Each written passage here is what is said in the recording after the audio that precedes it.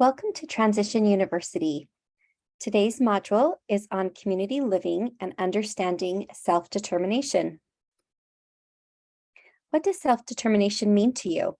Self-determination is a belief you control your own destiny and can make choices about your life. It does not mean you have to do everything yourself or be completely independent. All of us need help from time to time. Self-determination is self-advocacy and is speaking up about your wants, needs, and desires. Self-determination is an idea that includes an individual choosing and settling their own goals, being involved in making their own life decisions, and working to reach their goals. Living a self-determined life means choosing the components of your life as much as possible: where you live, how you live, where you work, what you wear, what you eat, how you spend your time, etc. What do you want your life to look like in a year, 5 years, 10 years, or even next week?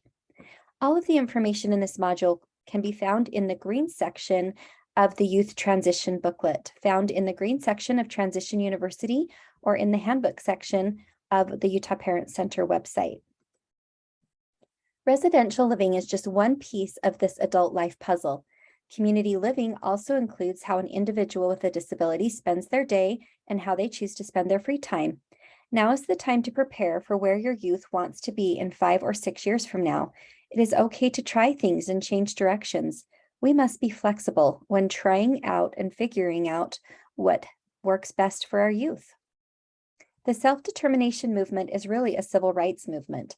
Sometimes people with disabilities are not included in discussions about their own lives. Historically, prior to this movement, many decisions were made without an individual's voice being heard.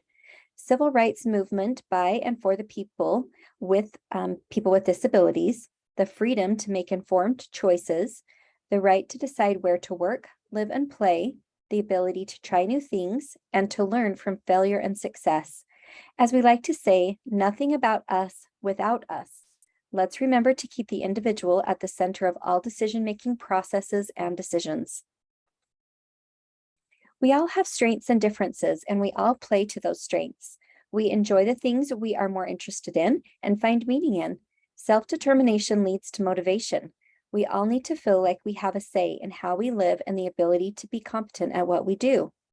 We will be telling you a lot more about how to integrate self-determination into your lives in the next couple of sections, but let's take a moment to think of a time when you did not enjoy what you were doing. How did you feel? What about a time when you loved what you were doing? How did you feel then? Is it the same for everyone? It's also the same for people with disabilities.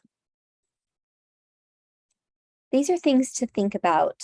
How can you have more accessibility at school activities? Having representation on school committees and student government, being involved in family decision-making, planning how you will spend your time during the summer or after school or during the holidays, helping you decide what you would like to do with your friends. We challenge you to take the time and sit down and make a list of all of the changes you would like to see and the activities you would like to participate in. A critical component of self-determination is ensuring the individual's wishes and desires are being heard. Today, the sky's the limit in terms of communication options. The Utah Center for Assistive Technology can do assessments of needs and make recommendations for assistive technology that can help with communication. Strategies can range from low-tech to very high-tech. Many people use sign language. We can ask yes or no questions or let individuals point at various options. Choice cards can help to narrow down options and ultimately determine the need or want. Get creative, reach out, and remain vigilant in your communication journey. Here's the story of Sam. Sam developed an affinity for horses at around age 3. Because of that, his family immersed him in all things horses, including this was his coverage of horse racing on TV. Sam was fascinated by it. The Kentucky Derby has 2 days of coverage, which Sam was content and excited to watch all day. It became an annual event for his entire family. At about age 10, his family asked him who he thought would win. At that time, he was making choices by raising his right hand. His family, presenting him with the name and the picture of the horses, had him make his race selections, and he successfully picked the winner of the race. Sam continued to watch it yearly and talk about it, and he indicated his choice by using his voice or eye movement to make his selections known, as well as his desire to one day attend the Derby in person. At age 17, Sam's wish came true when Make-A-Wish granted his unique and special wish. Sam and his family spent 5 wonderful days in Louisville, Kentucky. They toured the Derby facilities, met many horses and trainers, and saw a horse parade. They also met the previous Triple Crown winner, American Pharoah, in 2015. Sam also got to see Justify race, who ended up winning the Triple Crown the same year. Ultimately, Sam's family felt like Sam's desire was truly heard, and they were so glad he had the opportunity to express himself. As we continue to support and encourage our youth through the transition years, it is imperative we prepare them by simplifying, encouraging, and affording the proper time and space to do so. When we entered the world of disabilities, think of how many new words we had to learn and use. What words do our kids need to know in order to participate in the various plans that are being made for them and about them? Prior to meetings, it is helpful to prepare our youth by going through the words of the plan and making sure they understand what they are and what they mean. The team can also adjust the verbiage or simplify it to ensure it is familiar and understandable. If using communication devices, work on specific words for the community and work settings you will be discussing. If pictures and writing work better than the spoken word, start working on those concepts well before any scheduled meetings or activities. How central are their thoughts and desires regarding how the plan is written? Are we encouraging our youth to make plans at the center rather than on the sidelines of their lives? A person-centered plan is a plan to help an individual live their best life. If they have staff, does the staff understand their language as well as the parents do? What needs to be done to bridge the gap? In the green section of the youth work booklet, self-determination is discussed, as well as person-centered planning. Charting the LifeCourse and community mapping are introduced. Links and exercises are included. Give your youth time and space to think about their life and their wishes for themselves, and revisit topics if they need more time to process. There are several types of plans, and these plans are often formal processes, but we need to remember they are about the individual the team is planning for. They should be participating as much as possible. Their desires and wishes should be heard and honored. We all do better in our endeavors if we are doing something we love. Never forget the human being who is at the center of the plan. Educators use an individualized education program to create an education plan. Vocational rehabilitation, or VR, uses an individual plan for employment, which is an IPE, to create a plan for working. DSPD, or the Division of Services for People with Disability, uses a person-centered plan, or a PCSP, to create a plan for supports for an individual. DSPD uses Charting the LifeCourse. We need to give individuals as much access and input as possible into all of their plans. Just as in education, we have the least restrictive environment as a guiding principle for placement, we use that same ideology when it comes to adult living arrangements. Everyone should have access and ability to participate fully in their communities. What is the environment in which your young adult can best thrive and learn? What supports will he or she need in order to live there? So just some questions that you can discuss with your youth. Where do you want to live? How will you pay for it? Who do you want to live with? How close is it to your family and friends? Is it safe and is it accessible? Does it have easy access to transportation, shopping, and work? These options are listed in order of what would be considered least restrictive to most restrictive or requiring the most supports. All these options can be utilized with or without DSPD funding. Nursing services are available for all of these options as needed. With DSPD supports, a private home or apartment might include roommates who need similar support and can share staff. Living with family is great for saving money while exploring options for day programs, work, or going to school. Individuals that qualify can receive DSPD supports in the home as well. Living on your own is a great option for someone who is ready to do so and wants to. Individuals need to be prepared to pay bills, keep a budget, and ensure their own personal safety. DSPD services are possible in this setting, but are rare. Customized living can be arranged where a roommate supports individuals who need more support, and that can be done in exchange for rent. A co-op is an arrangement where a group of people purchase a home and live in it together, sharing the cost and the responsibilities of the home. Intermediate care facilities, or ICFs or ICF-IDs, are considered a restrictive option. An ICF-ID is for intellectual disabilities. These options are helpful if someone with a disability needs immediate interventions in order to stay safe and healthy. The hope is that it would be short-term and it would get somebody stabilized, but not a permanent placement. These care facilities are often funded by Medicaid and Social Security. Remember the settings rule from the first workshop that is in the purple section where we talked about advocacy? It is a vital part of the broader effort to promote community integration for people with disabilities. So here are a few things to remember. Optimize autonomy and independence in making life choices. Facilitates choice regarding services and who provides them. Housing must be physically accessible. Has a lease or other legally enforceable agreement providing similar protections. Has privacy in their unit, including lockable doors, choice of roommates, and freedom to furnish or decorate the unit. So even if you are not living in DSPD-funded housing, these are good standards to think about when looking for a place to live. Everyone has the right to privacy, dignity, freedom from coercion, respect, and freedom from restraint. There are barriers to community integration. A lot of time families need to understand funding options and ways to pay for housing, transportation to and from employment or day programs. Who will be the support staff? Is there training? What happens when a support staff member leaves? Are there lack of opportunities for employment? Does the individual lack soft skills?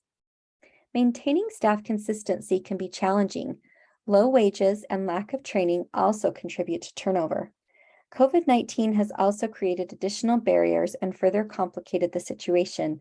Therefore, planning early and remaining flexible is critical to success. DSPD, or the Division of Services for People with Disabilities, serves children and adults who have intellectual disabilities, physical disabilities, brain injuries, and autism. DSPD is part of the Utah Department of Health and Human Services and offers the following waivers to those who qualify. You must apply and get approved for these services. Please note, not everyone with a disability qualifies. DSPD helps with a variety of services depending on what the individual qualifies for. These may include behavior supports, supported employment services, day services, environmental adaptations, professional parent supports, support coordination, transportation services. The Utah Parent Center's Family to Family Network is a support group for those who are on the DSPD waiting list. It's important to apply for DSPD. There is a waiting list. Individuals come off the waiting list based on available funding and the needs of the individual. Many people wait for years, so even though it takes time to come off the waiting list, applying is still beneficial. The list shows the legislature the great need in the state, and you may qualify for one-time pools of funding. In addition, if you never apply, you will not be eligible for these services. It can be hard for parents to let go. There are so many skills and life lessons our children need to learn in order to live on their own. This can be incredibly worrisome for parents. However, we must remember decision-making is a life skill, and it is also only mastered through practice.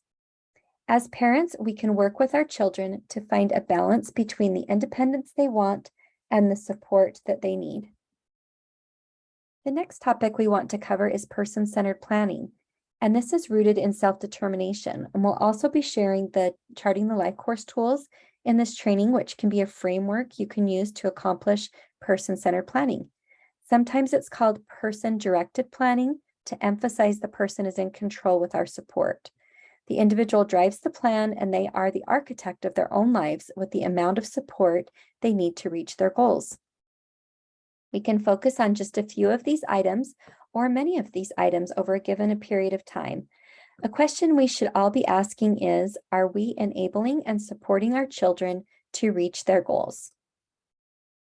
If individuals can choose these things, they are determining the direction of their lives. The ability to support an individual's right to make critical life decisions often requires commitment, compassion, and skill. As families, we deal with many different agencies that support our children.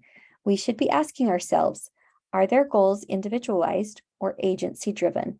Ensuring federal regulations are met sometimes creates pressure for compliance on the surface rather than focusing on the choices of the individual. We need to individualize to the greatest extent possible.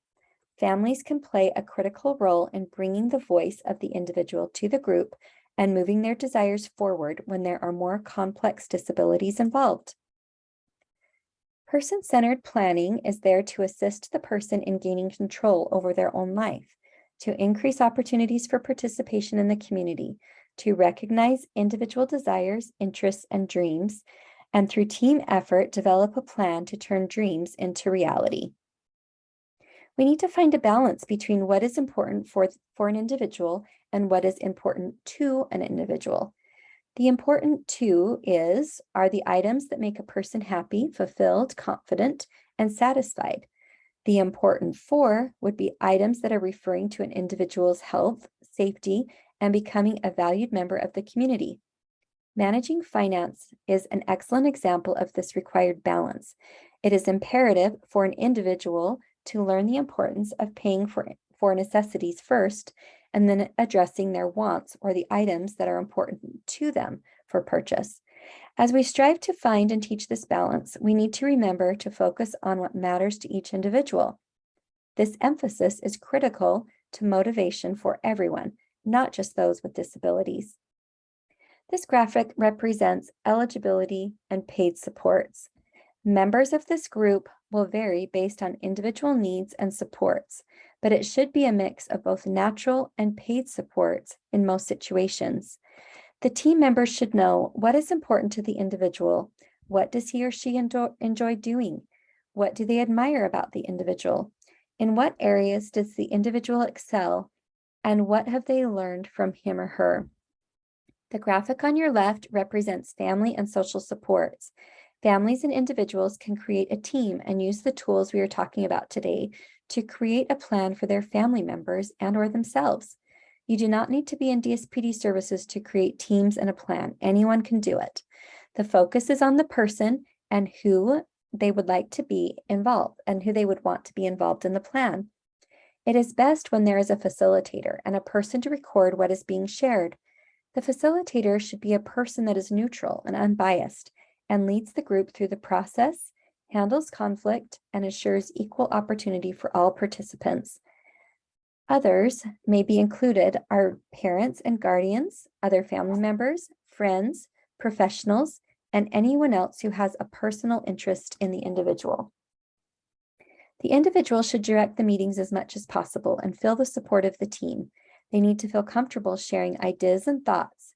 Each team member should also feel free to express ideas, thoughts, and concerns with the group. Remember to be supportive and encouraging. Create a safe place to allow the individual to grow. Teams should consider both what is working and areas where there is room for improvement. This analysis should be conducted from multiple angles and ensure the perspectives of the entire team are considered. Remember, goals and visions don't have to change every year. Consider if a new approach might be beneficial or if a new support might help. Remember, we have a tremendously diverse set of resources we can use to help communicate and for all individuals. Please feel free to reach out to the Utah Parent Center if you need a refresher or further information on these resources. Charting the LifeCourse tools are free of charge to families, and we will go into more detail in the following slides. But you can find the QR codes and more information in the green section of the Choices Workbooklet or the green section of the Youth Workbooklet for following the LifeCourse resources and tools. The Life Trajectory Worksheet is used to facilitate an open conversation about what makes a good life. It also gives us a chance to discuss what the individual does not want in his or her life and what experiences have occurred that may negatively influence the trajectory of a good life. The family worksheet provides an opportunity for families to make recommendations and inputs. The individual worksheet is meant to be used by the individual and reflect his or her opinions to the best degree possible. When using this tool, think about what makes a good life for somebody. Does it involve working? If so, at what kind of job? What about hobbies? What does the individual enjoy doing in their leisure time? Do they have pets? Where do they live? How or who manages the individual's health? Because there are many different aspects that involve having a good life, the person using this tool must be creative in order to discuss what is being considered part of a good life and what is not. Pictures or videos of different alternatives to living or employment might be helpful. Consider scheduling tours of various facilities to ensure the individual is provided with as much information as possible in order to make an informed decision. Along the arrows, you can write in steps or life experiences which lead to a good life, or those decisions or choices which can lead to what an individual doesn't want. The integrated support star is a tool that is used to identify the supports a person is already receiving in order to be living an inclusive quality life, along with determining where support is lacking. This tool is also used to identify partnerships where collaboration may work best in achieving a good life for the individual. There are 5 different sections to the star: relationships, personal strengths and assets, technology, community-based, and eligibility-specific. Each section represents a type of support a person may already have in place or those needed in the future. Relationships could include family, friends, neighbors, community, or church groups. Personal strengths and assets may be life experiences and personal knowledge, such as riding the bus, social skills, education, and/or training. This could even be a material asset, such as a car. Technology could be an iPad, cell phone, adaptive equipment, environmental technology, like a smart assistant to control the lighting, and low-tech items such as a schedule board or task list. Community-based supports include school, businesses, for example, grocery stores, church, public transportation, parks and recreation, the gym, and places anyone can access. Eligibility-specific supports may be Medicaid, food stamps, Section 8 housing, special education services, services you must qualify for through disability, age, or other requirement to access. A star can be used in various ways. Do the trajectory first, and then use the star to get the individual to their vision.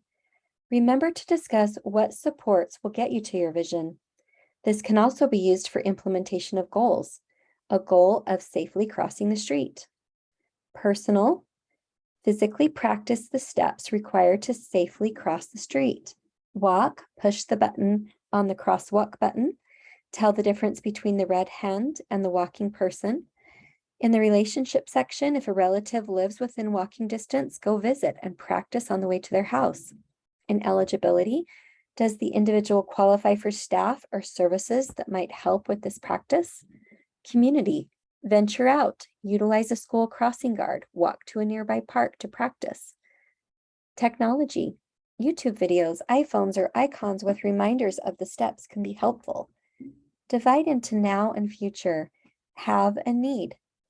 Split each section in half, and what resources do you have access to on one side, and what resources you need to access on the other side.